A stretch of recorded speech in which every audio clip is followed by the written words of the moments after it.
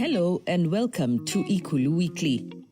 President William Ruto began the week in Gikambura, Kiambu County, where he joined the family, friends and community in laying to rest Mzee Isaac Ngugi, father of National Assembly Majority Leader Kimani Ichung'wah.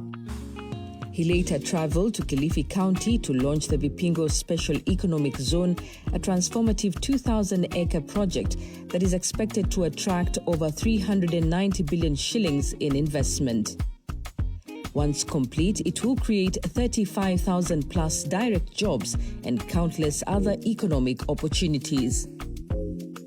While at Vipingo Ridge, the president addressed the Arise Integrated Industrial Platforms Kenya Investment Forum 2025, bringing together global investors, policymakers, financial institutions, and industry leaders to unlock opportunities through special economic zones, which are central to Kenya and Africa's industrialization agenda.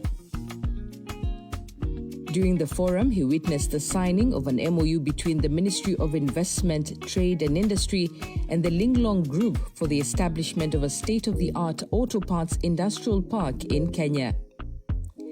Still in Kilifi, President Ruto inspected the ongoing works on the 8-kilometer Dzitsoni-Jaribuni Road, part of the longer 37-kilometer Dzitsoni-Tezo Road, which will boost trade, ease transport, and improve connectivity in the region.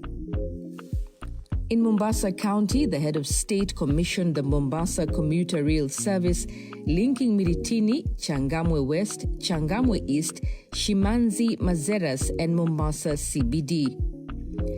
The service connects the city center with the SGR terminus at Miritini, easing congestion and offering faster, safer, and more reliable transport. He also addressed residents of Miritini, inspected the Kwajomvu interchange, and toured the ongoing 1,932-unit Nyali VOK affordable housing project. Towards the end of the week, President Ruto joined the 50th anniversary celebrations of the Evangelical Association of Kenya at Sitam, Karen, reaffirming his commitment to working closely with faith leaders to build a nation founded on justice, compassion, and hope.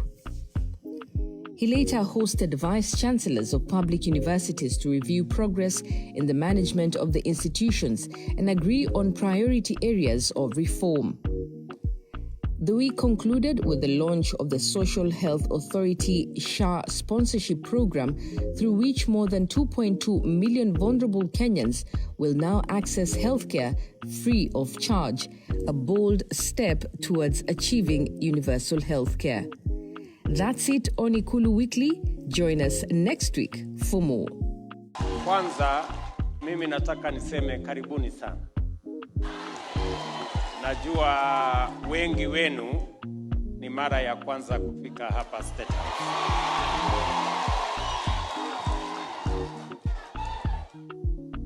Today I am pleased to affirm that SHA is turning the vision of universal health coverage into a living reality for many Kenyans. To date, more than 26 million Kenyans have registered with SHA, and already 5.5 million of our people have accessed essential healthcare services. These are not cold numbers. These are lives transformed, families reassured, and a nation steadily moving towards the constitutional promise that health is a right for every citizen. Wale wanaolalamika kwamba nimefanya makao haya ati nimeshusha heshima ya State House, mimi nataka niwaambie, sijashusha heshima ya State House, nimeinua heshima ya Wakenya.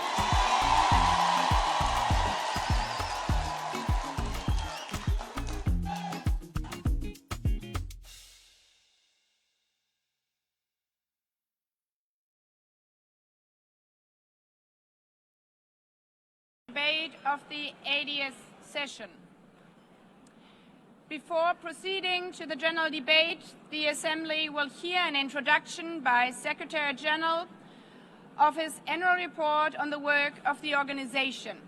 under agenda item 110 in accordance with resolution 51/241 of 31st July 1997. Please take your seat. I now give the floor to the Secretary General of the United Nations, His Excellency Antonio Guterres.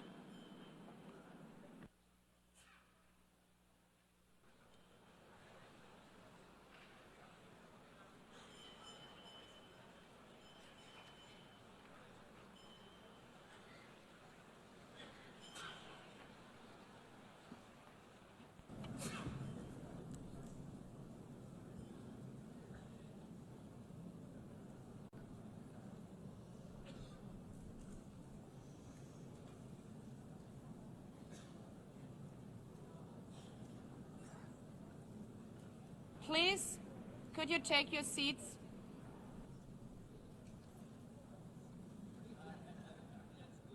Let me begin with two words we have not been able to say often enough in this hall.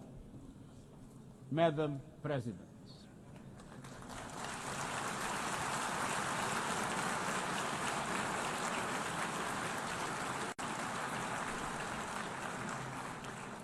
Excellencies, ladies and gentlemen, 8 years ago, in a world scorched by war, leaders made a choice: cooperation over chaos, law over lawlessness, peace over conflict. And that choice gave birth to the United Nations, not as a dream for perfection, but as a practical strategy for the survival of humanity. Many of our founders had seen firsthand the hell of the death camps and the terror of war. They knew that true leadership meant creating a system to prevent a replay of those horrors, a firewall against the flames of conflict and World War III, a forum for sovereign states to pursue dialogue and cooperation, and the concrete affirmation of an essential human truth: we are all in this together. And this General Assembly Hall is the heartbeat of that truth. It is why for decades world leaders have come to this one-of-a-kind podium. It is why you are here today. Because at its best, the United Nations is more than a meeting place. It's a moral compass, a force for peace and peacekeeping, a guardian of international law, a catalyst for sustainable development, a lifeline for people in crisis, a lighthouse for human rights, and a center that transforms your decisions, the decisions of member states, into action. 80 years on, we confront again the question our founders faced, only more urgent, more intertwined, more unforgiving. What kind of world do we choose to build together? Excellencies, we have our work cut out for us, as our ability to carry out that work is being cut from us. We have entered in an age of reckless disruption and relentless human suffering. Look around. The principles of the United Nations that you have established are under siege. Listen, the pillars of peace and progress are buckling under the weight of impunity, inequality, and indifference. Sovereign nations invaded, hunger weaponized, truth silence, rising smoke from bombed-out cities, rising anger in fractured societies, rising seas swallowing coastlines. Each one a warning, each one a question: what kind of world will we choose? A world of raw power or a world of laws? A world that is a scramble for self-interest or a world where nations come together? A world where might makes right or a world of rights for all? Excellencies, our world is becoming increasingly multipolar. And this is positive, reflecting a more diverse, dynamic global landscape. But multipolarity without effective multilateral institutions can court chaos, as Europe has learned the hard way, resulting in World War I. It was multipolar, but there was no multilateral institutions. So let's be clear. International cooperation is not naivete. It is hard-headed pragmatism. In a world where there's leap borders, isolation is an illusion. No country can stop a pandemic alone. No army can halt rising temperatures. No algorithm can rebuild trust once it is broken. These are global stress tests of our system, our solidarity, and our resolve. I'm convinced we can pass these tests, and we must. Because people everywhere are demanding something better, and we owe them a system worthy of their trust and a future worthy of their dreams. And so we must make the choice, an active choice, to reaffirm the imperative of international law, to reassert the centrality of multilateralism, to reinforce justice and human rights, and to recommit to the principles that gave rise to our organization, and to the promise contained in its first words, we the peoples. Excellencies, the choices we face are not part of an ideological debate. They are a matter of life and death for millions. As I scan the global landscape, we must make 5 critical choices. First, we must choose peace rooted in international law. Peace is our first obligation. Yet today, wars rage with a barbarity we vowed never to allow. Too often, the Charter is brandished when convenient and trampled when not. But the Charter is not optional. It is our foundation. And when the foundation cracks, everything built upon fractures. Around the world, we see countries acting as if the rules don't apply to them. We see humans treated as less than human, and we must call it out. Impunity is the mother of chaos, and it has spawned some of the most atrocious conflicts of our times. In Sudan, civilians are being slaughtered, starved, and silenced. Women and girls face unspeakable violence. There is no military solution. I urge all parties, including those in this hall, end the external support that is fueling this bloodshed. Push to protect civilians, because the Sudanese people deserve peace, dignity, and hope. In Ukraine, relentless violence continues to kill civilians, destroy civilian infrastructure, and threaten global peace and security. I commend recent diplomatic efforts by the United States and others. We must work for a full ceasefire and a just, lasting peace in accordance with the Charter, UN resolutions, and international law. In Gaza, the horrors are approaching a third monstrous year. They are the result of decisions that defy basic humanity. The scale of death and destruction are beyond any other conflict in my years as Secretary General. The International Court of Justice has issued legally binding provisional measures in the case named application of the Convention on the Prevention and Punishment of the Crime of Genocide in the Gaza Strip. Since then, a famine has been declared and the killing has intensified. The measures stipulated by the ICJ must be implemented fully and immediately.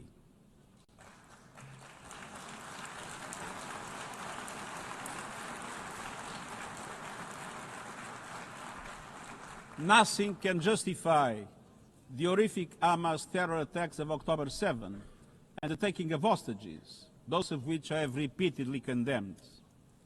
And nothing can justify the collective punishment of the Palestinian people and the systematic destruction of Gaza. We know what is needed.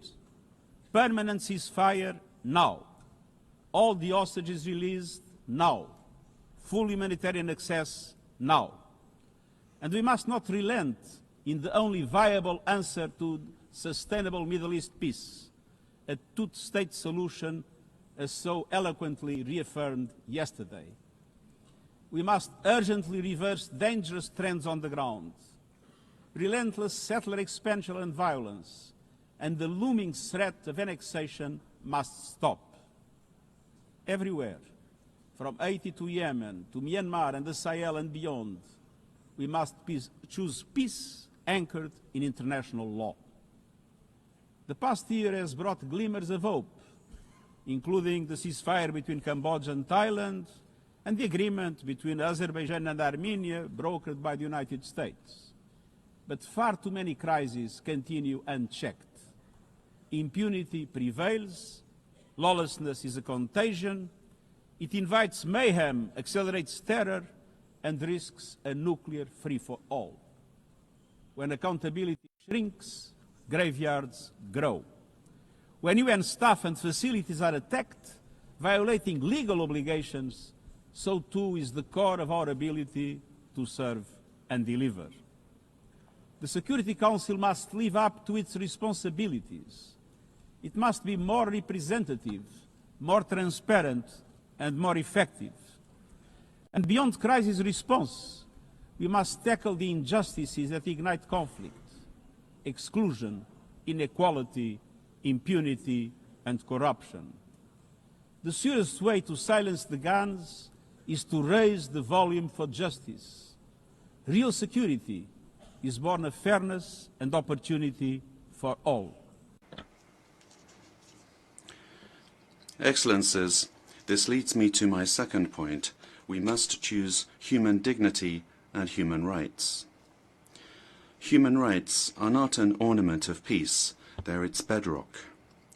Human rights, economic, social, cultural, political, and civil, are universal, indivisible, and interdependent.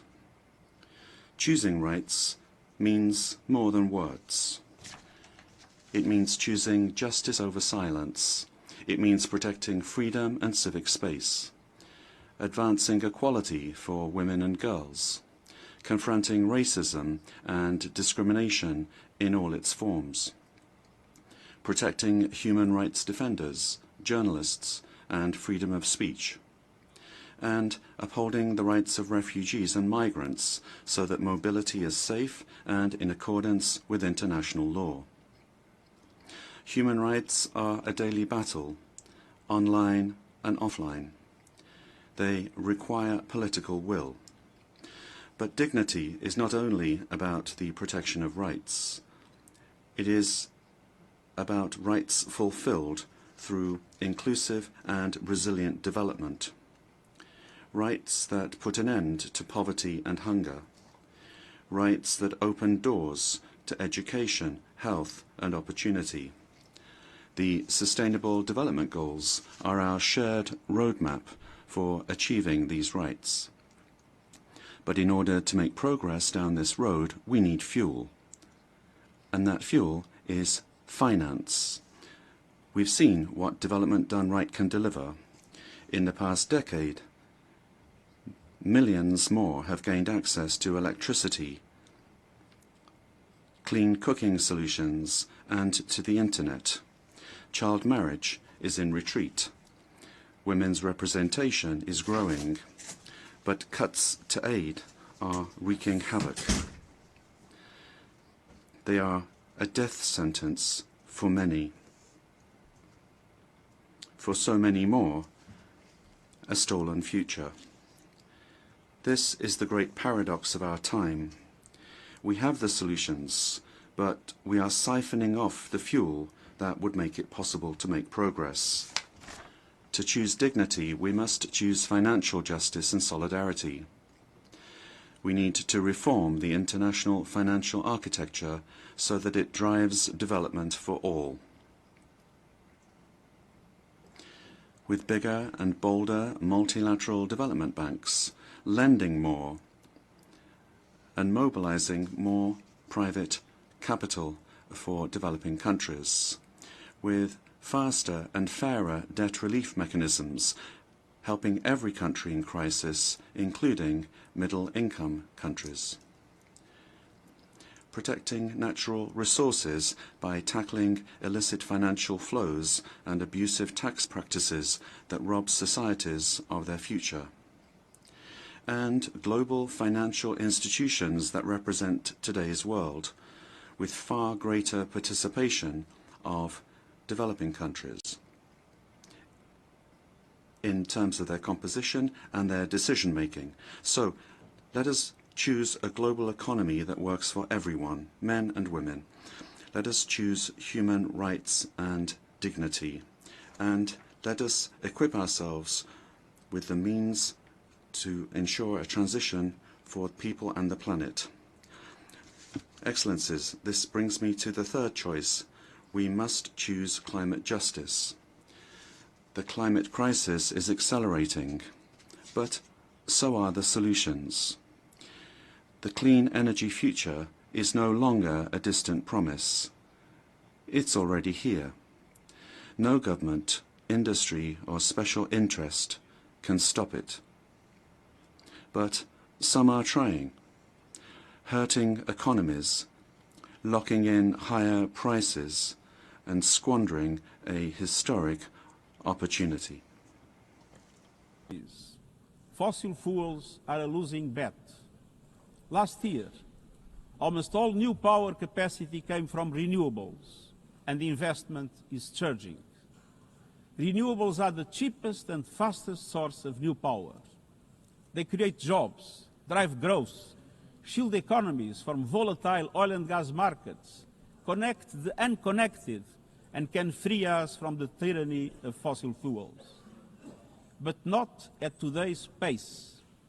Clean energy investment remains uneven. 21st century grids and storage are not rolling out fast enough. And public subsidies, taking from taxpayer money, still flow to fossil fuels over clean energy by a factor of 9 to 1. Meanwhile, emissions, temperatures, and disasters keep rising. And those least responsible suffer the most. Science says limiting global temperature rise to 1.5 degrees by the end of this century is still possible, but the window is closing. The International Court of Justice has affirmed the legal obligation of states. We must step up action and ambition, especially through strengthened national climate plans. Tomorrow, I will welcome leaders to announce new targets. The G20, the biggest emitters, must lead, guided by common but differentiated responsibilities. But all countries must step up and do more as we head to the UN Climate Conference in Brazil. By accelerating action in energy, forests, methane and industrial decarbonization. By defining a credible roadmap to mobilize $1.3 trillion annually in climate finance by 2035 for developing countries. By supporting just transitions, by doubling finance for adaptation to at least $40 billion this year, and rapidly deploying proven tools to unlock billions more in concessional finance. And by capitalizing the Loss and Damage Fund with significant contributions. All of these requires government, international financial institutions, philanthropies, civil society, and the private sector to work together, to provide fiscal space to developing countries and unlock new innovative sources of finance at scale, including solidarity levies on high-emitting sectors and debt swaps. We have the solutions and tools, but we must choose climate justice and climate action. Fourth, we must choose to put technology at the service of humanity. Artificial intelligence is rewriting human existence in real time, transforming how we learn, work, communicate, and what we can trust. And the question is not how to stop it, but how to steer it for the greater good. Technology must be our servant, not our master. It must promote human rights, human dignity, and human agency. Yet today, AI's advancement in outpacing regulation and responsibility and is concentrated in a few hands. And the risks are expanding to new frontiers, from biotech to autonomous weapons. We are witnessing the rise of tools for mass surveillance, mass social control, mass disruption, and even mass destruction.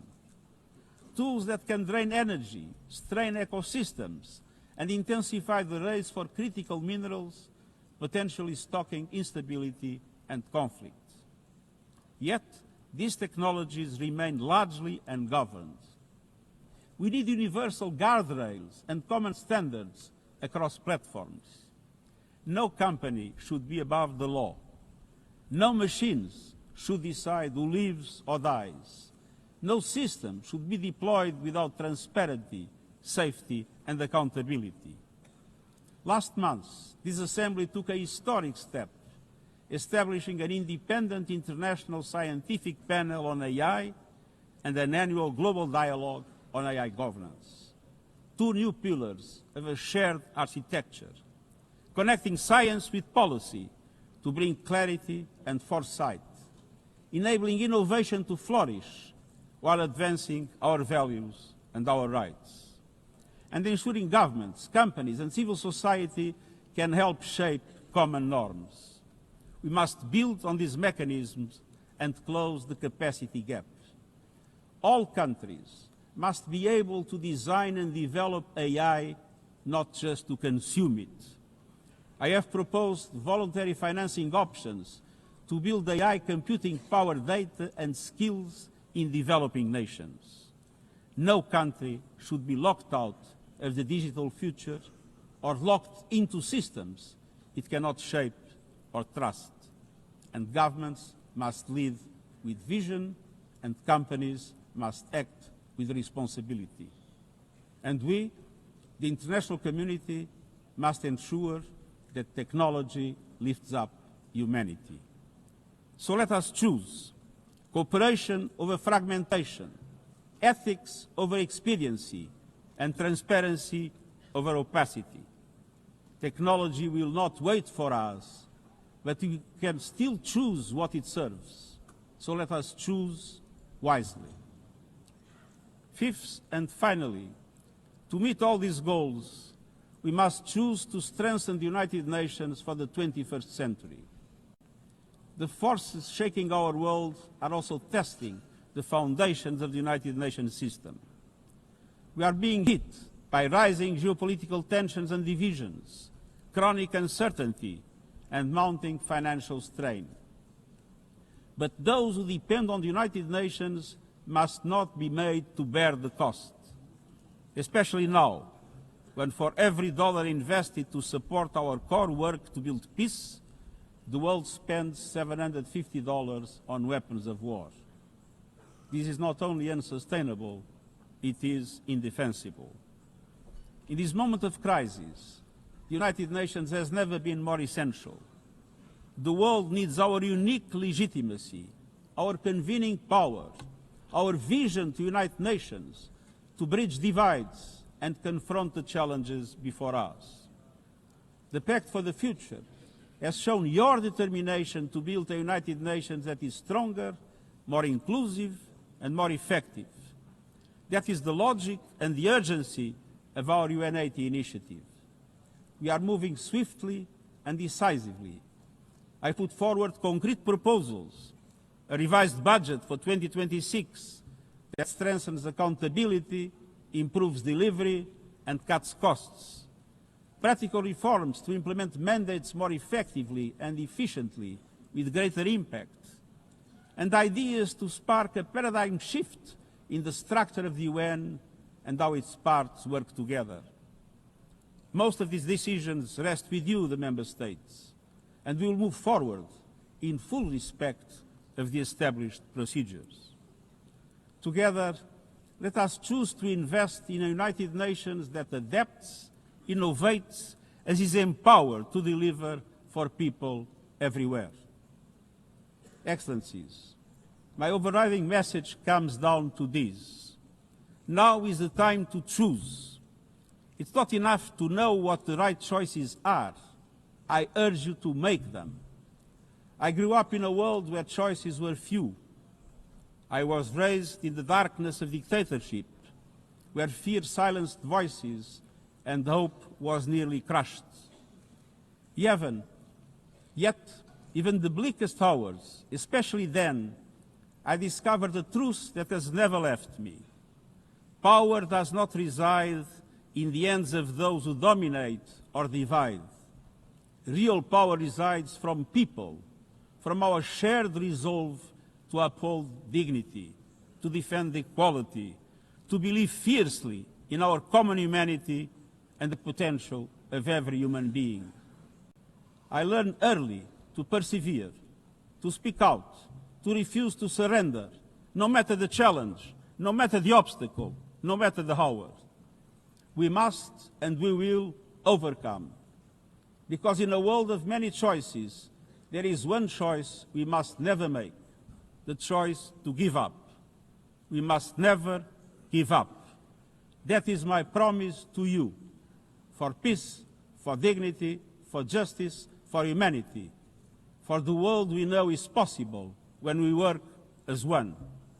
I will never, ever give up. Thank you.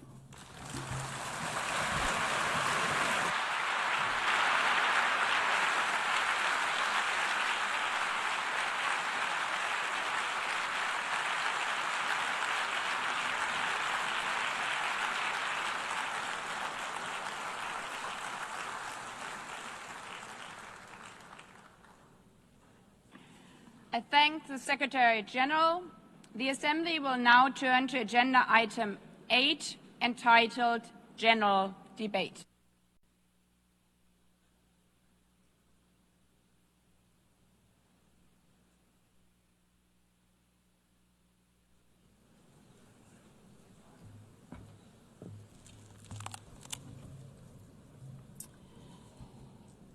"80 years. Longer than the average human life. This anniversary of the United Nations should have been a moment of celebration. But this is not an ordinary year. Just look at the state of our world, as the Secretary General described. Thousands of orphans in Gaza are wandering around the rubble, eating sand, drinking contaminated water. 90-year-old women in Ukraine are hiding from drones, trapped in their homes instead of living their final years in peace. Children in Haiti, too afraid to walk to school, afraid they might be gunned down by gangs like their friends. And for every conflict and tragedy that seizes the headlines, there are so many more that are forgotten, lost to the news cycle.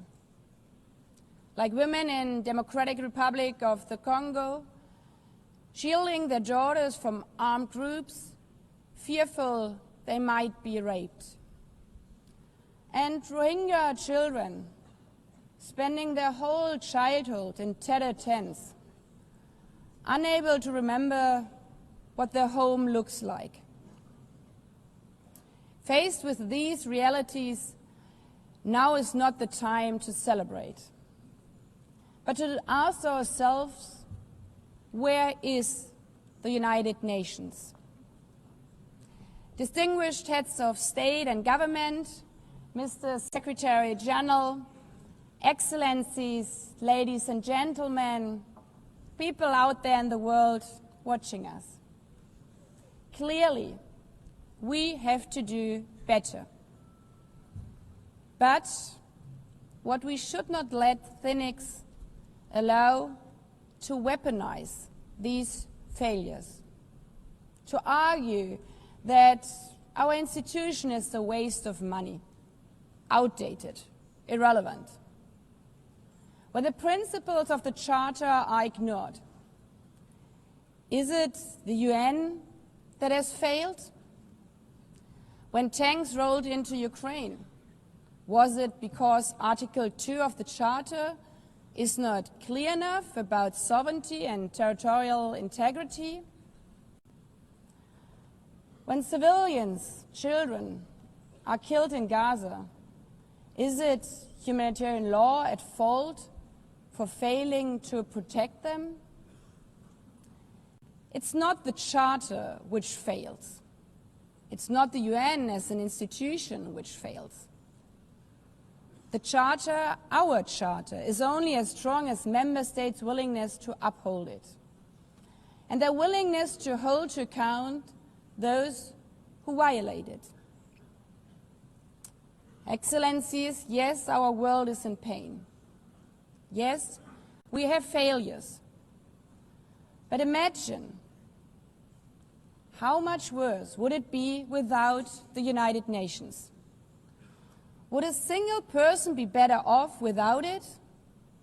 Without UNICEF, 26 million children would not have received an education. Without the World Food Programme, nearly 125 million people would have lacked life-saving food assistance.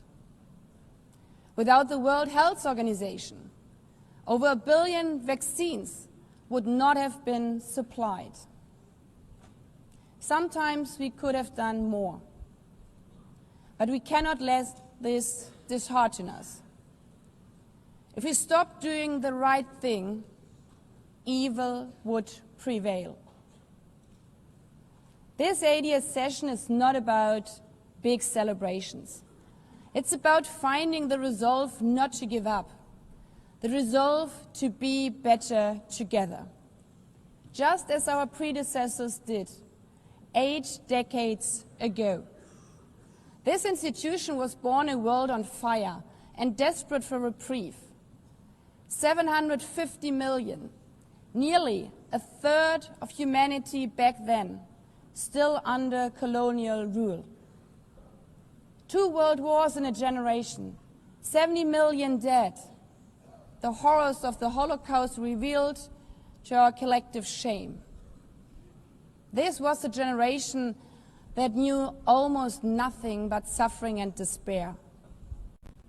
The signing of the Charter in 1945 gave hope to millions, gave us a North Star that guided our path from the ashes of war, helped guide nations from colonial rule into independent states, helped end apartheid. Across the decades, the United Nations has been a compass pointing toward peace, humanity, and justice. We have not always succeeded, but the story of this institution is not a story of easy victories. It's a story of falling and rising, of pulling ourselves and each other back up and trying harder. We gather here for the 80th time, not for empty celebration, not out of ritual, not to hear our own voices. We gather to prove that this institution matters, and that through this institution, every nation represented here, no matter how big or small, can summon again the strength and unity first shown in San Francisco 80 years ago. The courage and resolve of world leaders who, even while some called them back then naive, believed they could build a better world from the wreckage of the old. They showed then what true leadership is. It's not about imposing your will or putting others down. True leadership is about lifting others up, not out of altruism, but for our mutual benefit, and even out of our self-interest. Because as our founders and every architect of peace since then has understood helping others is what makes ultimately our own countries stronger. Could any state have faced the global pandemic alone? The virus did not have any passport. We were only able to solve it at the end with the support of the World Health Organization. The climate crisis does not stop at borders. CO2 emissions anywhere affect people everywhere. Even the wealthiest cities in the world cannot shield themselves from wildfires. And imagine coming here by plane, how safe would you feel to step into the next airplane if there were no International Civil Aviation Organization anymore, which is responsible for setting safety regulations for 5 billion passengers each year? How comfortable would you be with your children using the internet while AI is uncontrolled and unchecked? As the lines between what is real and fake start to blur. In this globalized, digitalized world, we work together or we suffer alone. Excellencies, the theme of this milestone session and the high-level week is therefore better together. 80 years and more for peace, development, and human rights. Will living up to that be easy? No. But this hall was not built for easy times. It was built to come together to confront the hardest topics. This session is a session where the high-level week is about resolving differences. We showed some of it yesterday already. But even the House of Dialogue and Diplomacy needs a renovation. That is why the UN80 initiative and the wider reform process are not luxuries, but necessities. We are literally now at a crossroads, a make it or break it moment, politically, financially. Therefore, we have to deliver a United Nations that is agile, cost-effective, and fit for purpose. Member States have to give the Secretary General and this process their full support, because reform cannot stop in New York. It must carry through to every capital. That includes delivering the Pact for the Future and accelerating progress on the Sustainable Development Goals. Again, this is not about charity. It's about addressing the core purposes of this institution, about strengthening our foundations across all 3 pillars: peace and security, human rights, and sustainable development. They are inseparable. Leaving hundreds of millions trapped in extreme poverty, vulnerable to crisis, and denied their human rights is not only a moral failure, it's a recipe for global unrest, terrorism, and a tragic waste of humanity's greatest resource, its people. Put it simply, without the SDGs, there cannot be lasting peace. Excellencies, our future as an institution will also be shaped by the selection of the next Secretary General. And here we must pause and reflect. In nearly 80 years, this organization has never chosen a woman for that role. One might wonder how out of 4 billion potential candidates, there could not be found a single one. Of course,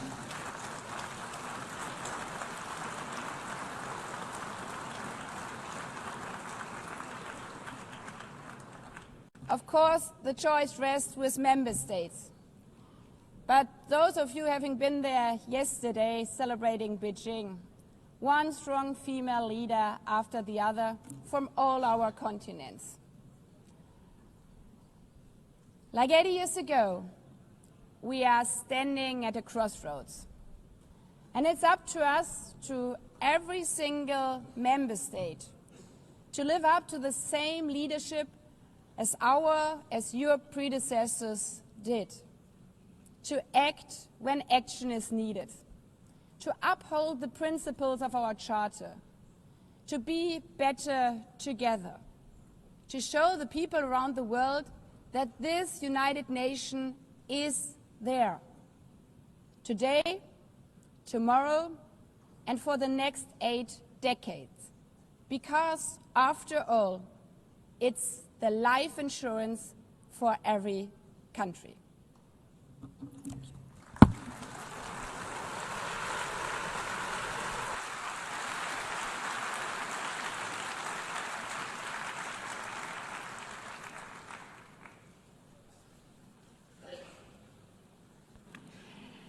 Before giving the floor to the first speaker for this morning, I would like to remind Member States that the list of speakers for the general debate has been established on the agreed basis that statements should be no longer than 15 minutes to enable all the speakers to be heard at a given meeting.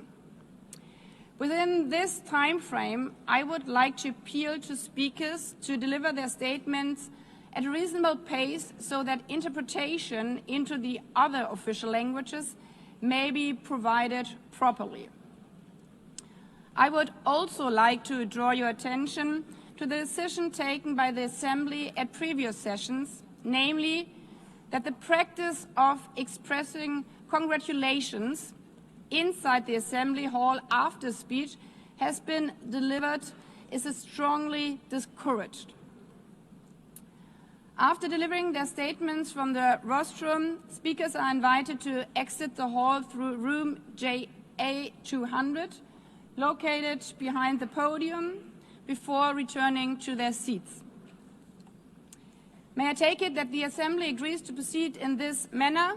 It's so decided. Finally, I should like to draw the attention of Member States that during the general debate, official photographers are in the room and will take official photographs of all speakers by the Department of Global Communications.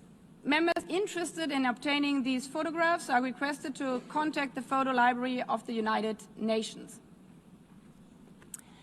By this, the Assembly will hear an address by His Excellency Luiz Inácio Lula da Silva, President of the Federative Republic of Brazil.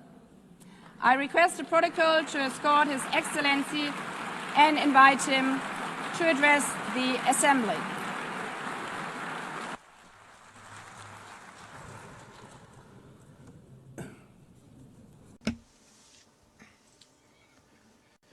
Madam President of the General Assembly, Analina Berbuki, Mr. Secretary General Antonio Guterres, dear heads of state and government, and representatives of the member states gathered here. This should be a time to celebrate the United Nations. Created at the end of the war, the UN symbolizes the highest expression of the aspiration for peace and prosperity. Today, however, the ideals that inspired its founders in San Francisco are under threat as never before in their history. Multilateralism is at a new crossroads. The organization's authority is in check. We are witnessing the consolidation of an international order marked by repeated concessions to power play.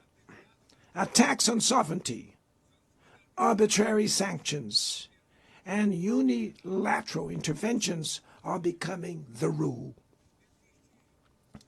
There is a clear parallel between the multilateralism crisis and the weakening of democracy.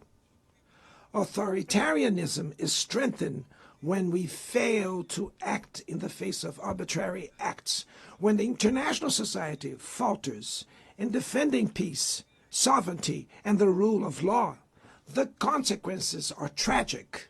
Throughout the world, anti-democratic forces are trying to subjugate institutions and stifle freedoms. They worship violence, praise ignorance, act as physical and digital militias, and restrict the press.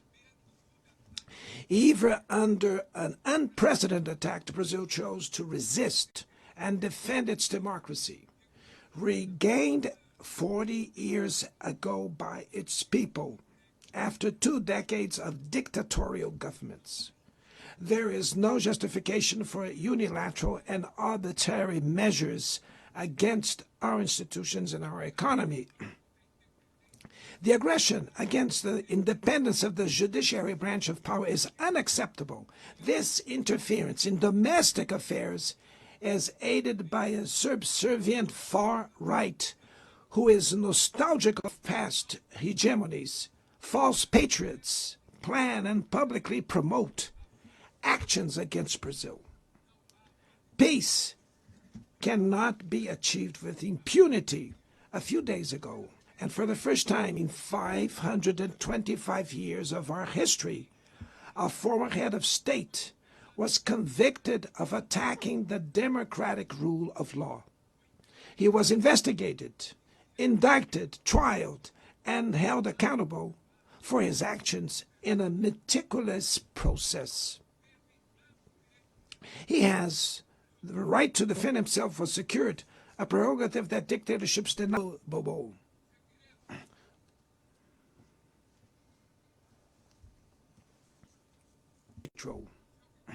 Its strength presupposes the reduction of inequalities, the guarantee of the most basic rights: food, safety, work, housing, education, and health.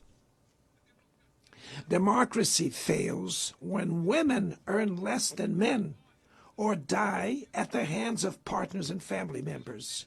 It loses when it closes its doors and blames migrants for the world's ills. Poverty is as much an enemy of democracy as extremism. Therefore, we were proud to receive confirmation from FAO that Brazil has once again left the hunger map in this year, 2025. But in the world, there are still 670 million hungry people, and about 2.3 billion face food insecurity. The only war of which everyone can emerge victorious is the one we wage against hunger and poverty. This is the goal of the global alliance we launched at the G20 and which has the support of 103 countries. The international community needs to revise its priorities, reduce arms spending, and increase development aid. Relieve the service of the foreign debt of the poorest countries, above all African nations, and set minimum global tax standards so that the super rich pay more taxes than workers. Democracy is also measured by the ability to protect families in the childhood. Digital platforms offer possibilities for us to come together in ways we never imagined. But they have been used for sowing intolerance, misogyny, xenophobia, and misinformation. The internet cannot be a land of lawlessness. It's up to governments to protect the most vulnerable. Regulating does not mean restraining freedom of expression. It's about ensuring that what is already illegal in the real world is treated the way in the virtual environment. Attacks on regulation serve to cover up hidden interests and provide shelter for crimes such as fraud, human trafficking, pedophilia, and attacks against democracy. The Brazilian parliament was right to rush to address this issue. Last week, I proudly enacted one of the world's most advanced laws for the protection of children and adolescents in the digital environment. Also, we sent draft bills to the National Congress to foster competition and digital markets, and to encourage the installation of sustainable data centers.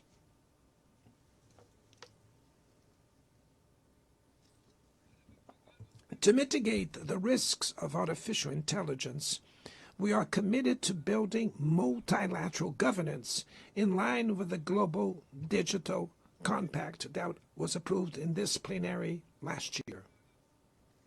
Ladies and gentlemen, Your Excellencies, in Latin America and the Caribbean, we are experiencing a time of growing polarization and instability.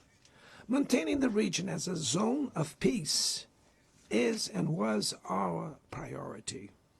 We are a continent free of weapons of mass destruction, without ethnic or religious conflicts. The comparison between crime and terrorism is worrying. The most effective way to combat drug trafficking is to cooperate to suppress money laundering and limit arms trade.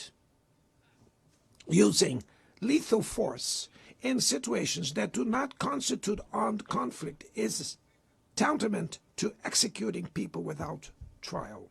Other parts of the planet have already witnessed interventions that cause greater damage than intended, with serious humanitarian consequences. The path to dialogue must not be closed in Venezuela. Haiti has the right to a violence-free future, and it is unacceptable that Cuba be listed as a country that sponsors terrorism. In the conflict in Ukraine,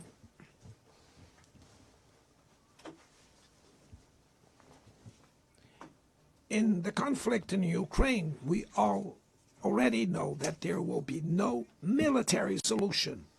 The recent meeting in Alaska raised hopes for a negotiated way out. It's necessary to pave the way for a realistic solution. This implies taking into account the legitimate security concerns of all parties. The African Initiative and the Friends for Peace group created by China and Brazil can help promote dialogue and a diplomatic solution. No situation is more emblematic of the disproportionate and illegal use of force that the one occurring.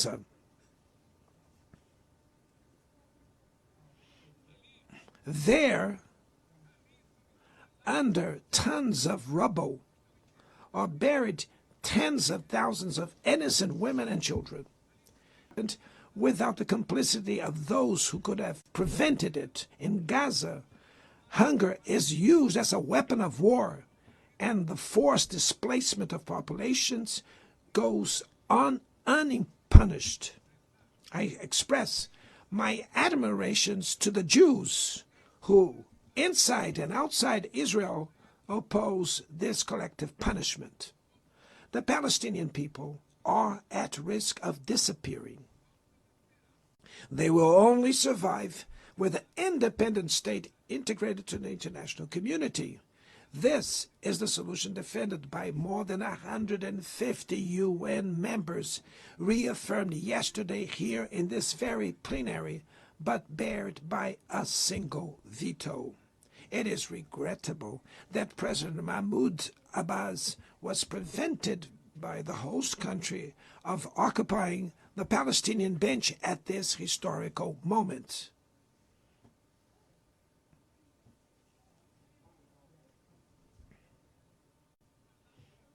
The spread of this conflict to Lebanon, Syria, Iran, Qatar is fueling an unprecedented arms build-up. Madam President, bombs and nuclear weapons will not protect us from the climate crisis. The year of 24 was the warmest already registered. COP30 in the city of Belém, Brazil, will the COP of truth. It will be the time for world leaders to prove the seriousness of their commitment to the planet. Without a complete picture of the NDCs, nationally determined contributions, we were walking blindfolded towards the abyss. Brazil has committed to reducing its emissions by 59 and 67%, covering all greenhouse gases and all sectors of the economy. Developing nations face climate change while grappling with other challenges. Meanwhile, rich countries enjoy a standard of living reached at the expense of 200 years of greenhouse gas emissions, demanding greater ambition and greater access to resources and technology. It's not a matter of charity, but of justice. The race for critical minerals essential for energy transition cannot reproduce the predatory and asymmetrical logic that has characterized recent centuries. In Belém City, the world will learn about the reality of the Amazon. Brazil has already reduced deforestation by half in the region in the last 2 years. Eradicating it requires ensuring decent living conditions for its millions of inhabitants. Promoting sustainable development is the objective of the Tropical Forest Forever facility, which Brazil intends to launch to compensate countries that keep their forests standing. But the time has come to move from the negotiation phase to the implementation stage. The world owes a lot to the regime created by the Climate Convention. Climate change needs to be brought to the heart of the UN so that it gets the attention it deserves. A council linked to the General Assembly with the power and legitimacy to monitor commitments provide coherence to climate action.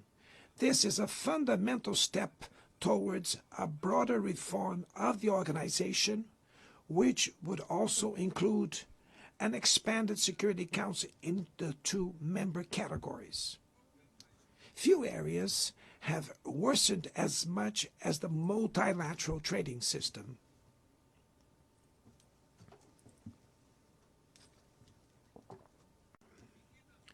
Unilateral measures have rendered fundamental principles, such as the most favored nations clauses, meaningless.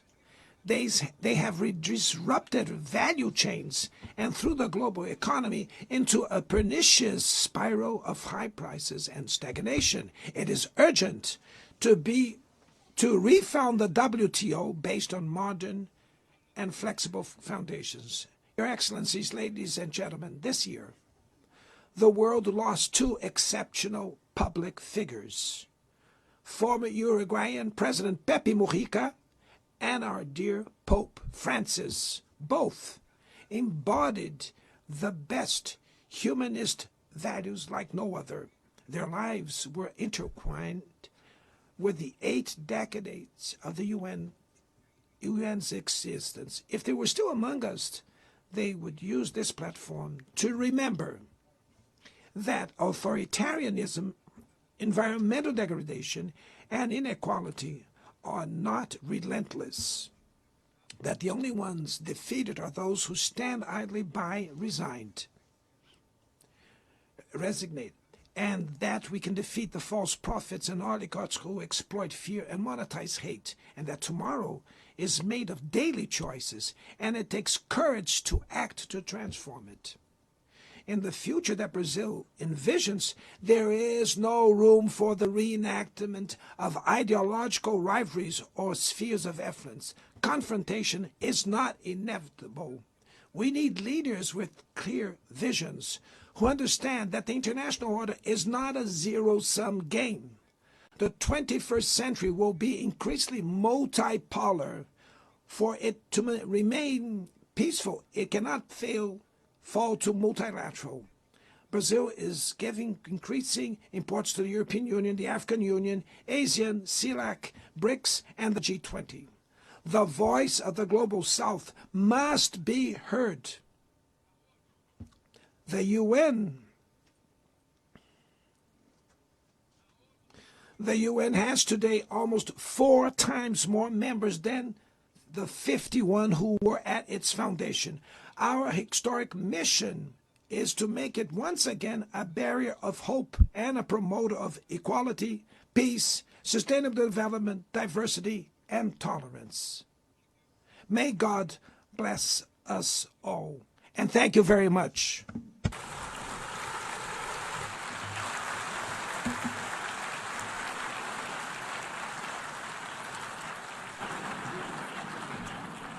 On behalf of the Assembly, I wish to thank the President of the Federative Republic of Brazil,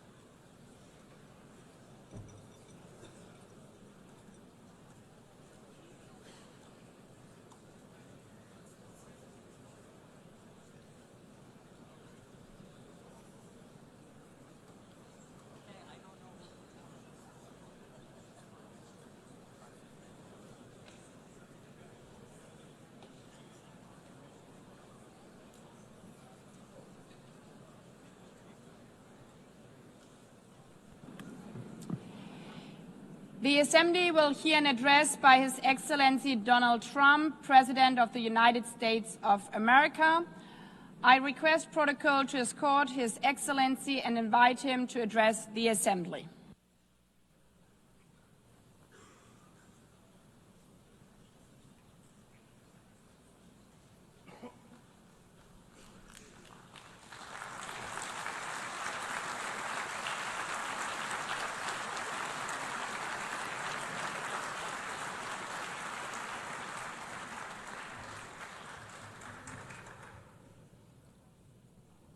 Thank you very much.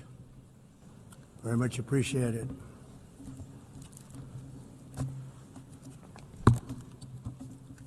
And I don't mind making this speech without a teleprompter, because the teleprompter is not working.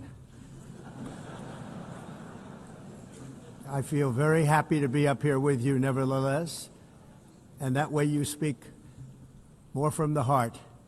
I can only say that whoever's operating this teleprompter is in big trouble.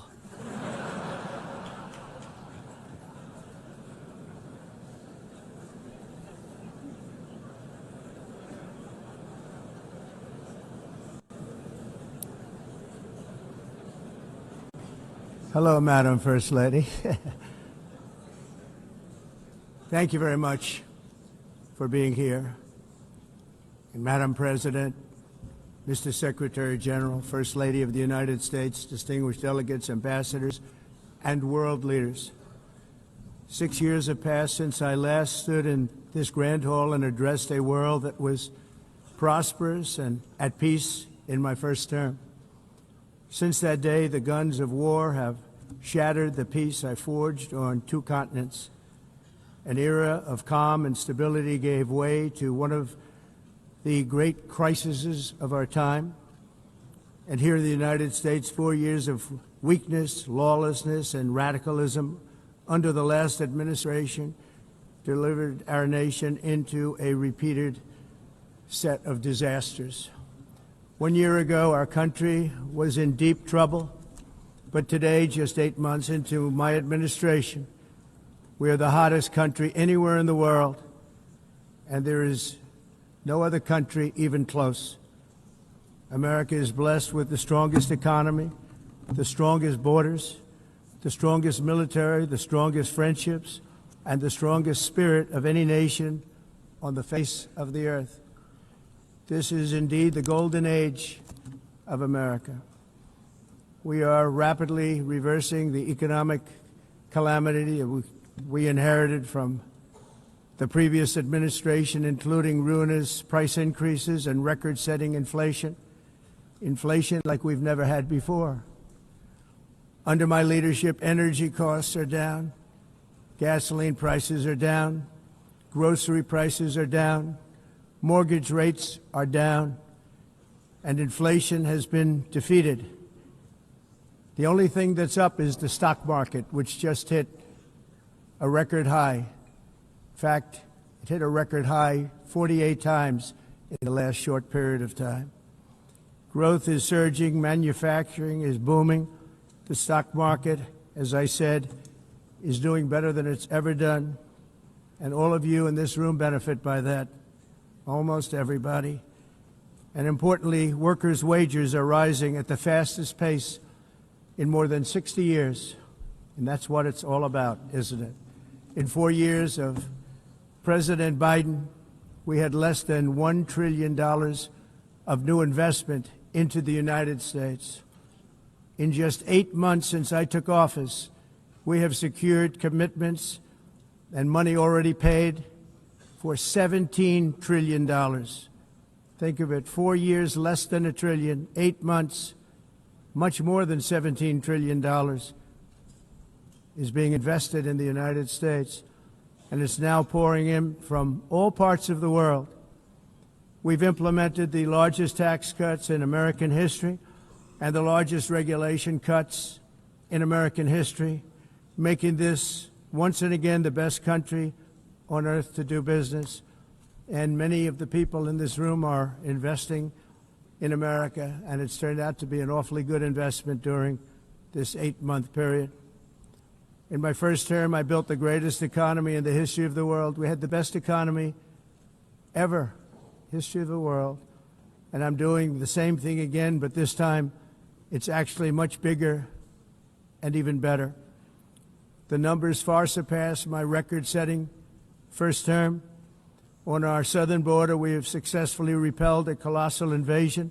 And for the last 4 months, and that's 4 months in a row, the number of illegal aliens admitted and entering our country has been 0.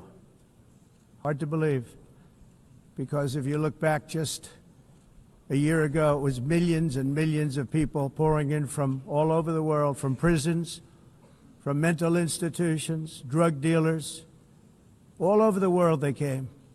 They just poured into our country with the ridiculous open border policy of the Biden administration.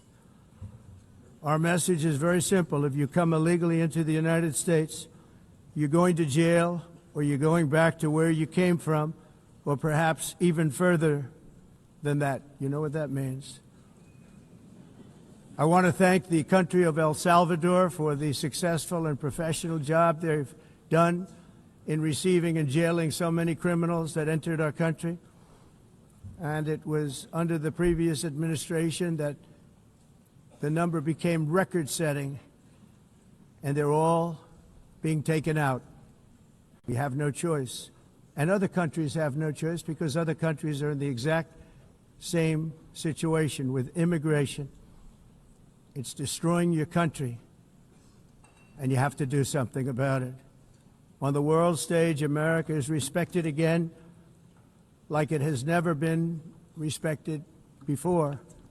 You think about 2 years ago, 3 years ago, 4 years ago, or 1 year ago, we were a laughingstock all over the world. At the NATO summit in June, virtually all NATO members formally committed to increase defense spending at my request from 2% to 5% of GDP, making our alliance far stronger and more powerful than it was ever before. In May, I traveled to the Middle East to visit my friends and rebuild our partnerships in the Gulf and those valued relationships with Saudi Arabia, Qatar, and the UAE, and other countries are now, I believe, closer than ever before.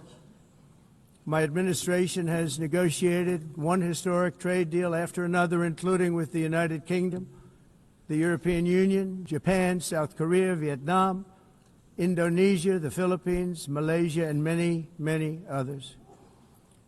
Likewise, in a period of just 7 months, I have ended 7 unendable wars. They said they were unendable. You're never going to get them solved. Some were going for 31 years, 2 of them, 31, think of it, 31 years. One was 36 years. One was 28 years. I ended 7 wars. And in all cases, they were raging with countless thousands of people being killed. This includes Cambodia and Thailand, Kosovo and Serbia, the Congo and Rwanda, a vicious, violent war that was, Pakistan and India, Israel and Iran, Egypt and Ethiopia, and Armenia and Azerbaijan. It included all of them. No president or prime minister, and for that matter, no other country has ever done anything close to that. And I did it in just 7 months. It's never happened before. There's never been anything like that. I'm very honored to have done it. It's too bad that I had to do these things instead of the United Nations doing them. And sadly, in all cases, the United Nations did not even try to help in any of them. I ended 7 wars, dealt with the leaders of each and every one of these countries, and never even received a phone call from the United Nations offering to help in finalizing the deal. All I got from the United Nations was an escalator that on the way up stopped right in the middle. If the First Lady wasn't in great shape, she would have fallen, but she's in great shape. We're both in good shape. We both stood. And then a teleprompter that didn't work. These are the 2 things I got from the United Nations, a bad escalator and a bad teleprompter. Thank you very much. And by the way, it's working now. It just went on. Thank you. I think I should just do it the other way. It's easier. Thank you very much. I didn't think of it at the time because I was too busy working to save millions of lives. That is the saving and stopping of these wars. But later I realized that the United Nations wasn't there for us. They weren't there. I thought of it really after the fact, not during these negotiations, which were not easy. That being the case, what is the purpose of the United Nations? The UN has such tremendous potential. I've always said it.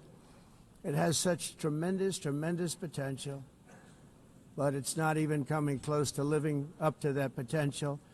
For the most part, at least for now, all they seem to do is write a really strongly worded letter and then never follow that letter up.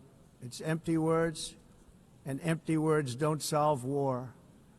The only thing that solves war and wars is action. Now, after ending all of these wars and also earlier negotiating the Abraham Accords, which is a very big thing for which our country received no credit, never receives credit. Everyone says that I should get the Nobel Peace Prize for each one of these achievements. But for me, the real prize will be the sons and daughters who live to grow up with the mothers and fathers, because millions of people are no longer being killed in endless and unglorious wars.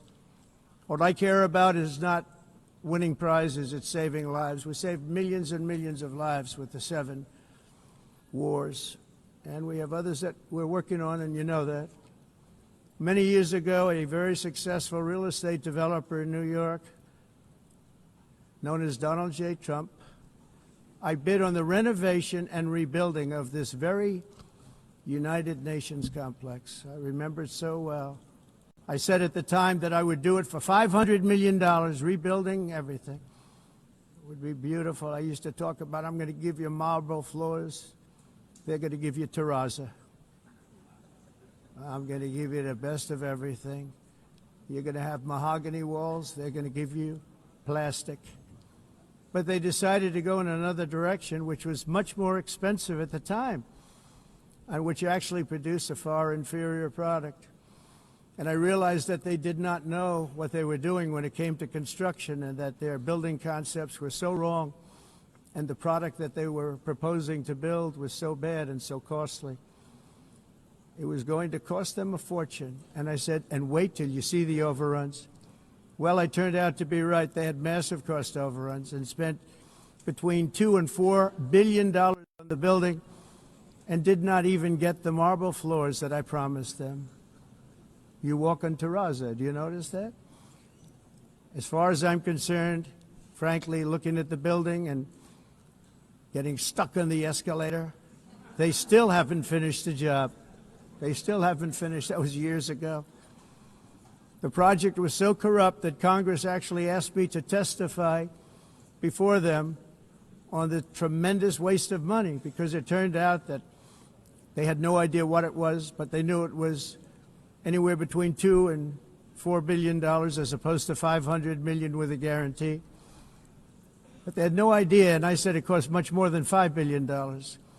Unfortunately, many things in the United Nations are happening just like that, but on an even much bigger scale, much, much bigger. Very sad to see. Whether the UN can manage to play a productive role, I've come here today to offer the hand of American leadership and friendship to any nation in this assembly that is willing to join us in forging a safer, more prosperous world. And it's a world that we'll be much happier with. A dramatically better future is within our reach.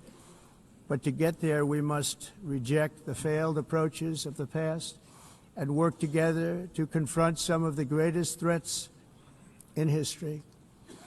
There is no more serious danger to our planet today than the most powerful and destructive weapons ever devised by man, of which the United States, as you know, has many. Just as I did in my first term, I've made containing these threats a top priority, starting with the nation of Iran. My position is very simple. The world's #1 sponsor of terror can never be allowed to possess the most dangerous weapon. That's why, shortly after taking office, I sent the so-called Supreme Leader a letter making a generous offer. I extended a pledge of full cooperation in exchange for a suspension of Iran's nuclear program. The regime's answer was to continue their constant threats to their neighbors and U.S. interests throughout the region, and some great countries that are right nearby. Today, many of Iran's former military commanders, in fact, I can say almost all of them, are no longer with us. They're dead. And 3 months ago, in Operation Midnight Hammer, 7 American B-2 bombers dropped the 14 30,000-pound each bombs on Iran's key nuclear facilities, totally obliterating everything. No other country on earth could have done what we did. No other country has the equipment to do what we did. We have the greatest weapons on earth. We hate to use them. But we did something that for 22 years people wanted to do. With Iran's nuclear enrichment capacity demolished, I immediately brokered an end to the 12-day war, as it's called, between Israel and Iran, with both sides agreeing to fight no longer. As everyone knows, I have also been deeply engaged in seeking a ceasefire in Gaza. Have to get that done. Have to get it done. Unfortunately, Hamas has repeatedly rejected reasonable offers to make peace. We can't forget October 7th, can we? Now, as if to encourage continued conflict, some of this body is seeking to unilaterally recognize a Palestinian state. The rewards would be too great for Hamas terrorists for their atrocities. This would be a reward for these horrible atrocities, including October 7th, even while they refuse to release the hostages or accept a ceasefire. Instead of giving to Hamas and giving so much, because they've taken so much, they have taken so much. This could have been solved so long ago. But instead of giving in to Hamas's ransom demands, those who want peace should be united with one message: release the hostages now. Just release the hostages now. Thank you.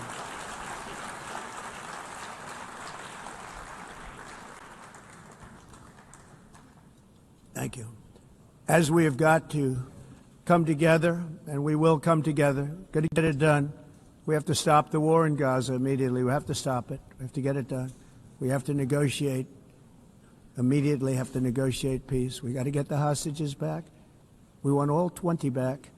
We don't want 2 and 4. As you know, I got, along with Steve Witkoff and others that helped us, Marco Rubio, we got most of them back. We were involved in all of them.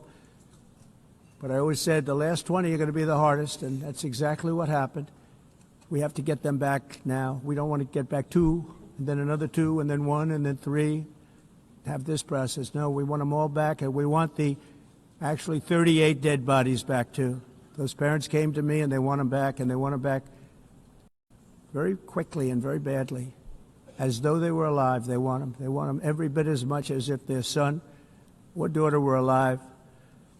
I've also been working relentlessly, stopping the killing in Ukraine. I thought that would be, of the 7 wars that I stopped, I thought that would be the easiest because of my relationship with President Putin, which had always been a good one. I thought that was going to be the easiest one. But, you know, in war, you never know what's going to happen. There are always lots of surprises, both good and bad. Everyone thought Russia would win this war in 3 days, but it didn't work out that way. It was supposed to be just a quick little skirmish. It's not making Russia look good. It's making them look bad. No matter what happens from here on out, this was something that should have taken a matter of days, certainly less than a week. And they've been fighting for 3.5 years and killing anywhere from 5,000 to 7,000 young soldiers, mostly soldiers, on both sides, every single week, from 5,000 to 7,000 dead young people, and some in cities, much smaller numbers, where rockets are shot, where drones are dropped. This war would never have started if I were president. This was a war that should have never happened. It shows you what leadership is, what bad leadership can do to a country. Look what happened to the United States, and look where we are right now in just a short period of time. The only question now is how many more lives will be needlessly lost on both sides. China and India are the primary funders of the ongoing war by continuing to purchase Russian oil. But inexcusably, even NATO countries have not cut off much Russian energy and Russian energy products, which, as you know, I found out about 2 weeks ago, and I wasn't happy. Think of it. They're funding the war against themselves. Who the hell ever heard of that one? In the event that Russia is not ready to make a deal to end the war, then the United States is fully prepared to impose a very strong round of powerful tariffs, which would stop the bloodshed, I believe, very quickly. But for those tariffs to be effective, European nations, all of you are gathered here right now, would have to join us in adopting the exact same measures. I mean, you're much closer to the city. We have an ocean in between. You're right there. And Europe has to step it up. They can't be doing what they're doing. They're buying oil and gas from Russia while they're fighting Russia. It's embarrassing to them, and it was very embarrassing to them when I found out about it, I can tell you that. But they have to immediately cease all energy purchases from Russia. Otherwise, we're all wasting a lot of time. So I'm ready to discuss this. We're going to discuss it today with the European nations, all gathered here. I'm sure they're thrilled to hear me speak about it, but that's the way it is. I like to speak my mind and speak the truth. As we seek to reduce the threat of dangerous weapons today, I'm also calling on every nation to join us in ending the development of biological weapons once and for all. And biological is terrible, and nuclear is even beyond, and we include nuclear in that. We want to have a cessation of the development of nuclear weapons. We know, and I get to view it all the time. Sir, would you like to see? And I look at weapons that are so powerful that we just can't ever use them. If we ever use them, the world literally might come to an end. There would be no United Nations to be talking about. There would be no nothing. Just a few years ago, reckless experiments overseas gave us a devastating global pandemic. Yet despite that worldwide catastrophe, many countries are continuing extremely risky research into bioweapons and man-made pathogens. This is unbelievably dangerous. To prevent potential disasters, I'm announcing today that my administration will lead an international effort to enforce Biological Weapons Convention, which is going to be meeting with the top leaders of the world by pioneering an AI verification system that everyone can trust. Hopefully the UN can play a constructive role, and it will also be one of the early projects under AI. Let's see how good it is, because a lot of people are saying it could be one of the great things ever, but it also can be dangerous, but it can be put to tremendous use and tremendous good, and this would be an example of that. Not only is the UN not solving the problems it should, too often, it's actually creating new problems for us to solve. The best example is the #1 political issue of our time, the crisis of uncontrolled migration. It's uncontrolled. Your countries are being ruined. The United Nations is funding an assault on Western countries and their borders. In 2024, the UN budgeted $372 million in cash assistance to support an estimated 624,000 migrants journeying into the United States. Think of that. The UN is supporting people that are illegally coming into the United States, and then we have to get them out. The UN also provided food, shelter, transportation, and debit cards to illegal aliens. Can you believe that? On the way to infiltrate our southern border. Millions of people came through that southern border. Just a year ago, millions and millions of people were pouring in, 25 million altogether over the 4 years of the incompetent Biden administration. And now we have it stopped, totally stopped. In fact, they're not even coming anymore because they know they can't get through. But what took place is totally unacceptable. The UN is supposed to stop invasions, not create them and not finance them. In the United States, we reject the idea that mass numbers of people from foreign lands can be permitted to travel halfway around the world, trample our borders, violate our sovereignty, cause unmitigated crime, and deplete our social safety net. We have reasserted that America belongs to the American people, and I encourage all countries to take their own stand in defense of their citizens as well. You have to do that because I see it. I'm not mentioning names. I see it, and I can call every single one of them out. You're destroying your countries. They're being destroyed. Europe is in serious trouble. They've been invaded by a force of illegal aliens like nobody's ever seen before. Illegal aliens are pouring into Europe. Nobody is ever, and nobody's doing anything to change it, to get them out. It's not sustainable. And because they choose to be politically correct, they're doing just absolutely nothing about it. And I have to say, I look at London, where you have a terrible mayor, terrible, terrible mayor, and it's been so changed, so changed. Now they want to go to Sharia law, but you're in a different country. You can't do that.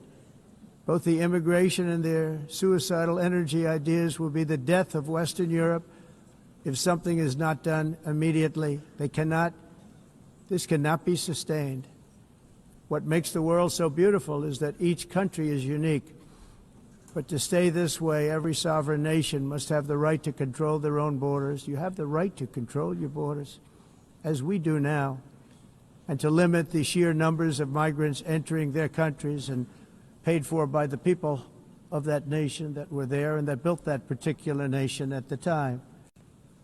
They put their blood, sweat, tears, money into that country, and now they're being ruined. Proud nations must be allowed to protect their communities and prevent their societies from being overwhelmed by people they have never seen before, with different customs, religions, with different everything. Where migrants have violated laws, lodge false asylum claims or claimed refugee status for illegitimate reasons, they should, in many cases, be immediately sent home. And while we will always have a big heart for places and people that are struggling and truly compassionate, answers will be given. We have to solve the problem, and we have to solve it in their countries, not create new problems in our countries. And we are very helpful to a lot of countries that are just not able to send their people anymore. They used to send them to us in caravans of 25,000, 30,000 people each. These massive caravans of people pouring into our country, totally unchecked and unvetted. But not anymore. According to the Council of Europe in 2024, almost 50% of inmates in German prisons were foreign nationals or migrants. In Austria, the number was 53% of the people in prisons were from places that weren't from where they are now. In Greece, the number was 54%, and in Switzerland, beautiful Switzerland, 72% of the people in prisons are from outside of Switzerland. When your prisons are filled with so-called asylum seekers who repaid kindness, and that's what they did, they repaid kindness with crime, it's time to end the failed experiment of open borders. You have to end it now. See, I can tell you. I'm really good at this stuff. Your countries are going to hell. In America, we've taken bold action to swiftly shut down uncontrolled migration. Once we started detaining and deporting everyone who crossed the border and removing illegal aliens from the United States, they simply stopped coming. They're not coming anymore. We're getting a lot of credit, but they're not coming anymore. This was a humanitarian act for all involved, because on the trips up, thousands of people a week were dying. Women were being raped. Nobody's ever seen anything like it. Raped, horribly beaten, raped. On the trip up, the journey up, it was a long walk. It was a long, arduous journey, indeed. And it was also a historic victory against human trafficking throughout the region. What we did was a victory, and we saved so many lives of people that wouldn't make the journey. That journey was loaded up with death. Loaded up with death. Dead bodies all along the roads of jungles. To get up, they go through jungles, they go through areas so hot you couldn't breathe. They were dying of suffocation, areas so hot that you couldn't breathe. Dead bodies all over. By them not coming, we're saving tremendous numbers of lives. My people have done a fantastic job in doing what they did, and the American public agrees with it. I mean, I was very proud to see this morning I have the highest poll numbers I've ever had. Part of it is because of what we've done on the border. I guess the other part is what we've done in the economy. Joe Biden's policies empowered murderous gangs, human smugglers, child traffickers, drug cartels, and prisoners from all over the world.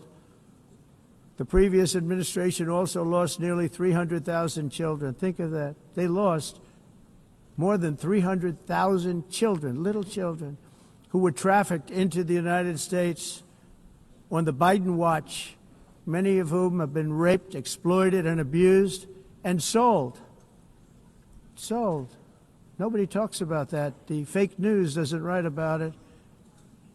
With many others, young children who are missing or dead. And we found a lot of these children, and we're sending them back, and we've been sending them back to their parents. They said, nobody knows who they are. They said, where do you come from? And they'll give us a country, and we'll find out, and we'll figure it out, and we'll bring them back to their homes. And the mother and father rush to the door, and their tears in their eyes. They can't believe that they're seeing their son or daughter, their little son or daughter again. We've done almost 30,000 of them so far. Any system that results in the mass trafficking of children is inherently evil. Yet that is exactly what the globalist migration agenda has done, and it's what it's all about. In America, those days, as you know, are over. The Trump administration is working, and we are continuing to work to track down the villains that are causing this problem, and also, as I said, to get back the 30,000 we've already returned, Now I think we're going to have another. We're going to find a lot. You're not going to find all of them. 300, more than 300,000. They're lost or they're dead. They're lost or they're dead because of the animals that did this. To protect our citizens, I've also designated multiple savage drug cartels as Forrest took. And you see this, and you see it happening right before your eyes. Let's put it this way. People don't like taking big loads of drugs in boats anymore. There aren't too many boats that are traveling on the seas by Venezuela. They tend not to want to travel very quickly anymore.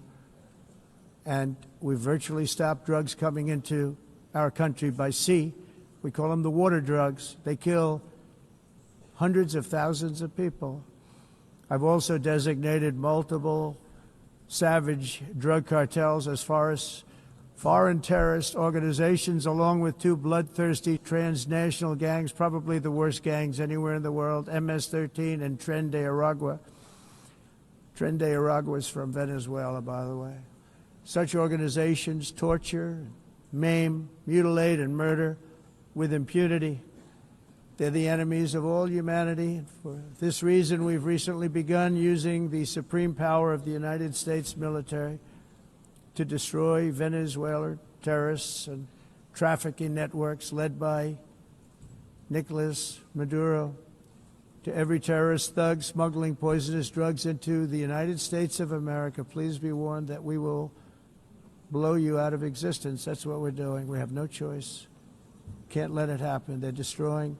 I believe we lost 300,000 people last year to drugs, 300,000. Fentanyl and other drugs. Each boat that we sink carries drugs that would kill more than 25,000 Americans. We will not let that happen. Energy is another area where the United States is now thriving like never before. We're getting rid of the falsely named renewables. By the way, they're a joke. They don't work. They're too expensive. They're not strong enough to fire up the plants that you need to make your country great. The wind doesn't blow. Those big windmills are so pathetic and so bad, so expensive to operate. And they have to be rebuilt all the time, and they start to rust and rot. Most expensive energy ever conceived, and it's actually energy. You're supposed to make money with energy, not lose money. You lose money, the governments have to subsidize. You can't put them out without massive subsidies.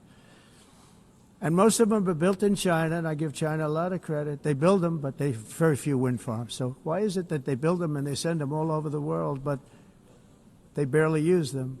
You know what they use? Coal. They use gas. They use almost anything, but they don't like wind. But they sure as hell like selling the windmills.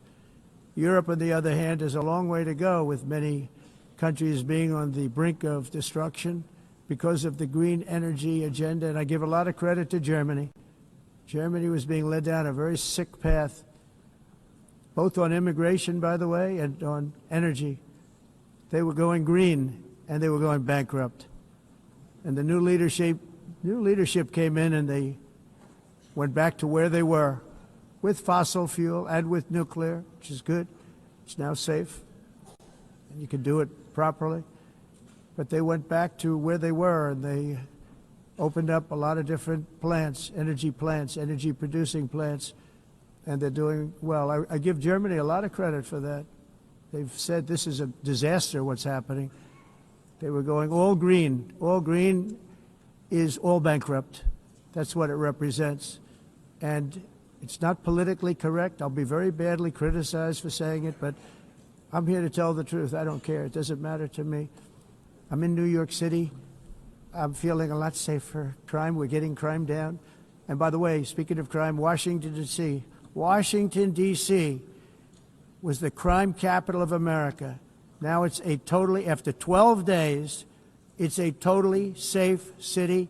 Everyone's going out to dinner. They're going out to restaurants. Your wife can walk down the middle of the street with or without you. Nothing's going to happen.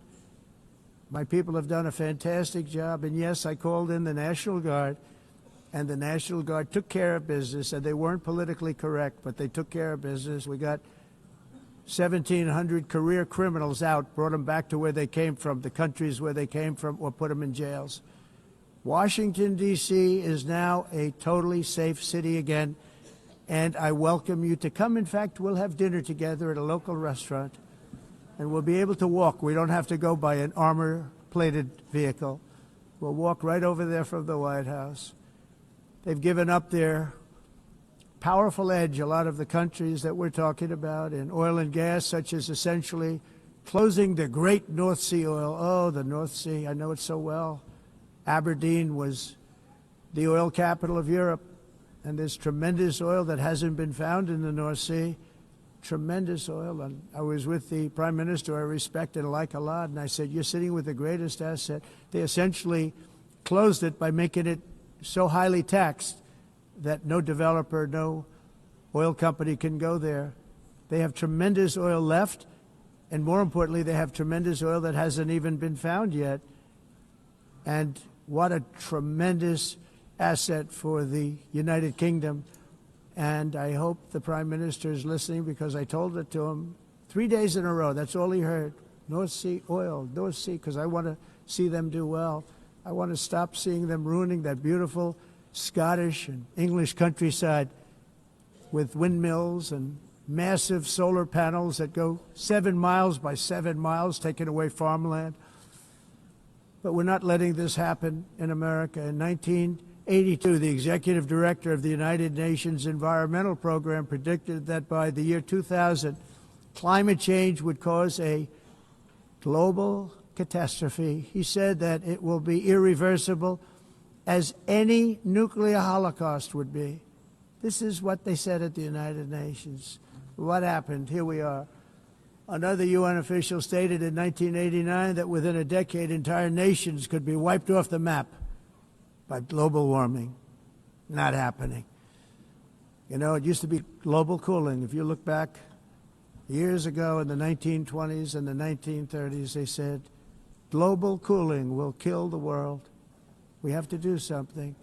Then they said global warming will kill the world. But then it started getting cooler. So now they could just call it climate change, because that way they can't miss.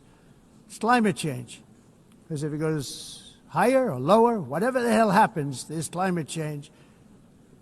It's the greatest con job ever perpetrated on the world, in my opinion. Climate change, no matter what happens, you're involved in that. No more global warming, no more global cooling. All of these predictions made by the United Nations and many others, often for bad reasons, were wrong. They were made by stupid people that have cost their countries fortunes and given those same countries no chance for success. If you don't get away from this green scam, your country is going to fail.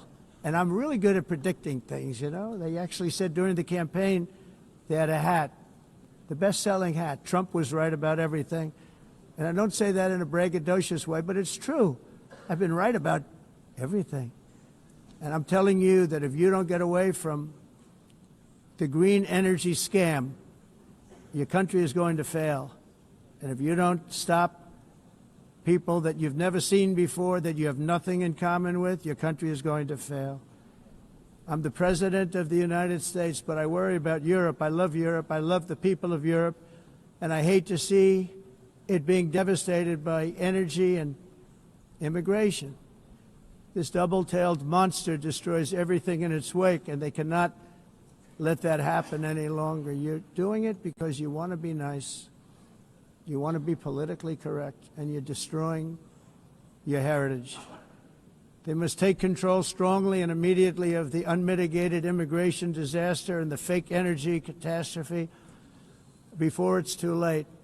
The carbon footprint is a hoax made up by people with evil intentions, and they're heading down a path of total destruction. You know, the carbon footprint was a big, big thing a few years ago.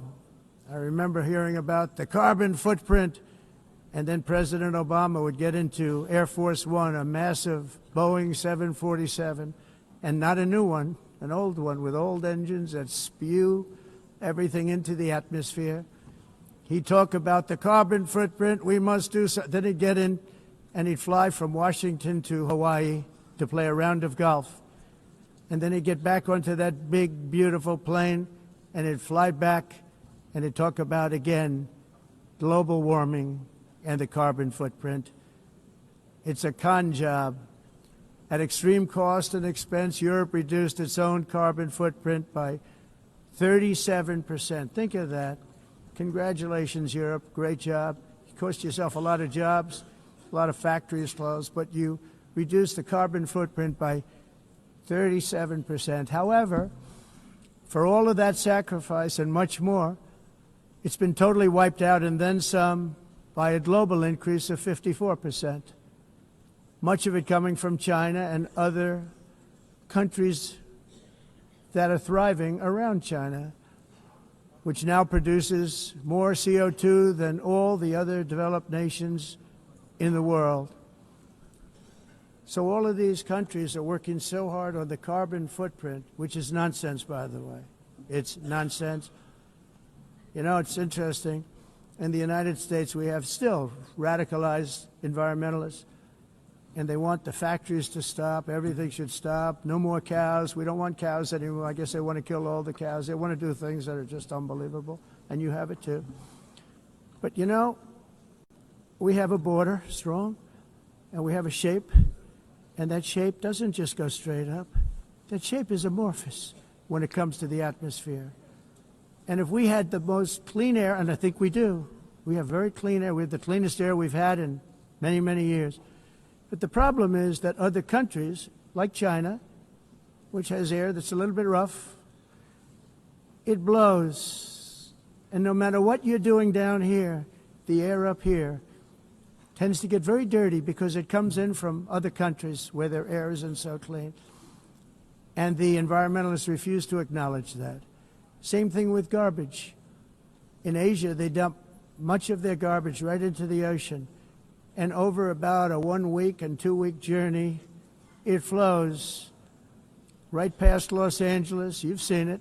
Massive amounts of garbage, almost too much to do anything about, flowing past Los Angeles, past San Francisco, and then somebody will get in trouble because he dropped a cigarette on the beach. The whole thing is crazy.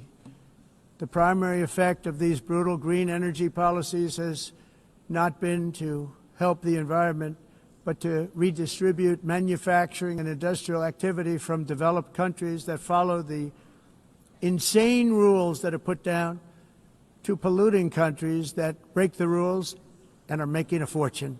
They're making a fortune.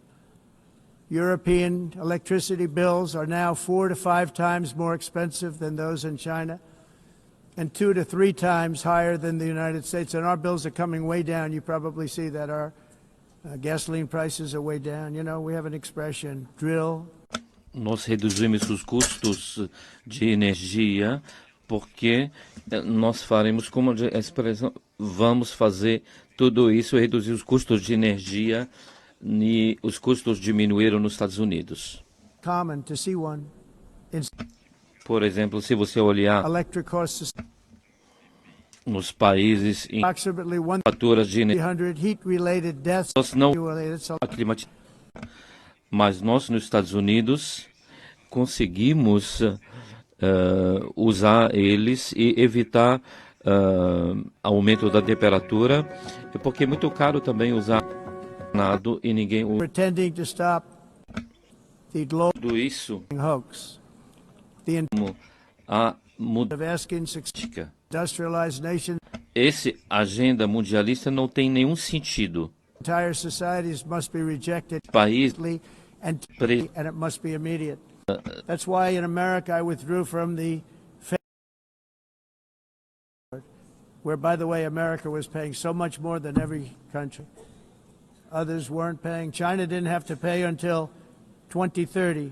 Russia was given an old standard that was easy to meet, a 1990 standard.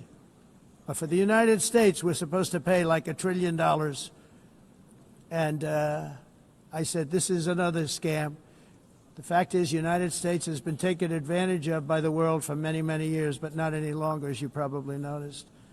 I unleashed massive energy production and signed historic executive orders to hunt for oil, but we don't have to do much hunting because we have the most oil of any nation anywhere, oil and gas in the world. And if you add coal, we have the most of any nation in the world. Clean, I call it clean, beautiful coal. You can do things today with coal that you couldn't have done 10 years ago, 15 years.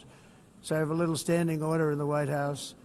Never use the word coal, only use the words clean, beautiful coal. Sounds much better, doesn't it?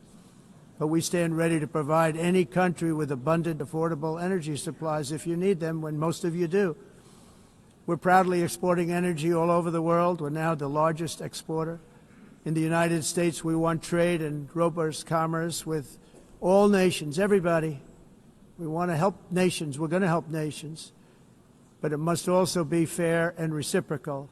The challenge with trade is much the same with climate. The countries that followed the rules, all their factories have been plundered. It's really sad to watch. They've been broken. They've been broken by countries that broke the rules. That's why the United States is now applying tariffs to other countries, and much as these tariffs were for many years applied to us, uncontrollably applied to us. We've used tariffs as a defense mechanism under the Trump administration, including my first term, where hundreds of billions of dollars in tariffs were taken in. And by the way, we had the lowest inflation, and now we have very low inflation. The only thing different is that we have hundreds of billions of dollars flowing into our country. But this is how we will ensure that the system works for everyone and is sustainable into the future. We're also using tariffs to defend our sovereignty and security throughout the world, including against nations that have taken advantage of former U.S. administrations for decades, including the most corrupt, incompetent administration in history, the sleepy Joe Biden administration. Brazil now faces major tariffs in response to its unprecedented efforts to interfere in the rights and freedoms of our American citizens and others, with censorship, repression, weaponization, judicial corruption, and targeting of political critics in the United States. I have a little problem saying this because I must have.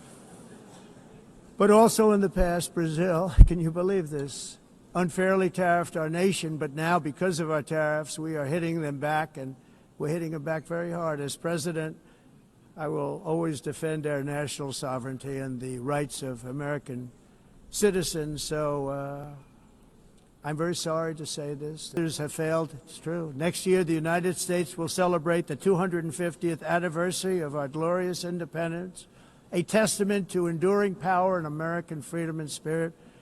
We will also be proudly hosting the 2026 FIFA World Cup, and shortly thereafter the 2028 Olympics, which is going to be very exciting. I hope you all come.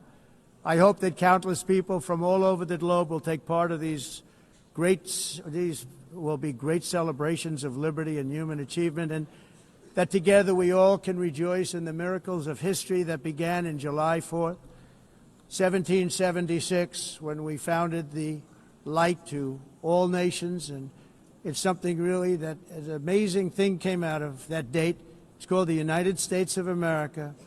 In honor of this momentous anniversary, I hope that all countries who find inspiration in our example will join us in renewing our commitment, values, and those values really that we hold so dear together. Let us defend free speech and free expression. Let us protect religious liberty, including for the most persecuted religion on the planet today. It's called Christianity. And let us safeguard our sovereignty and cherish qualities that have made each of our nations so special, incredible, and extraordinary. In closing, I just want to repeat that immigration and the high cost of so-called green renewable energy is destroying a large part of the free world and a large part of our planet. Countries that cherish freedom are fading fast because of their policies on these two subjects. You need strong borders and traditional energy sources if you are going to be great again. Whether you have come from north or south, east or west, near or far, every leader in this beautiful hall today represents a rich culture a noble history and a proud heritage that makes each nation majestic and unique, unlike anything else in human history or any other place on the face of the earth. From London to Lima, from Rome to Athens, from Paris to Seoul, from Cairo to Tokyo and Amsterdam to right here in New York City, we stand on the shoulders of the leaders and legends, generals and giants, heroes and titans who won and built our beloved nations, all of our nations, with their own courage, strength, spirit, and skill. Our ancestors climbed mountains, conquered oceans, crossed deserts, and trekked over wide-open plains. They charged into thunderous battles, plunged into grave dangers, and they were soldiers and farmers and workers and warriors and explorers and patriots. They built towns into cities, tribes into kingdoms, ideas into industries, and small islands into mighty empires. You're a part of all of that. They were champions for their people who never gave up and who never, ever gave in. Their values defined our national identities. Their visions forged our magnificent destiny. Everybody in this room is a part of it in your own way. Each of us inherits the deeds and the myths, the triumphs, the legacies of our own heroes and founders who so bravely showed us the way. Our ancestors gave everything for homelands that they defended with pride, with sweat, with blood, with life, and with death. Now the righteous task of protecting the nations that they built belongs to each and every one of us. So together let us uphold our sacred duty to our people and to our citizens. Let us protect their borders, ensure their safety, preserve their cultures, treasure, and traditions, and fight, fight, fight for their precious dreams and their cherished freedoms. And in friendship and really a beautiful vision, let us all work together to build a bright, beautiful planet, a planet that we all share, a planet of peace and a world that is richer, better, and more beautiful than ever before. That can happen. It will happen. It will happen, and I hope it can happen and start right now, right at this moment. We'll turn it around. We're going to make our countries better, safer, more beautiful. We're going to take care of our people. Thank you very much. It's been an honor. God bless the nations of the world. Thank you very much. Bye.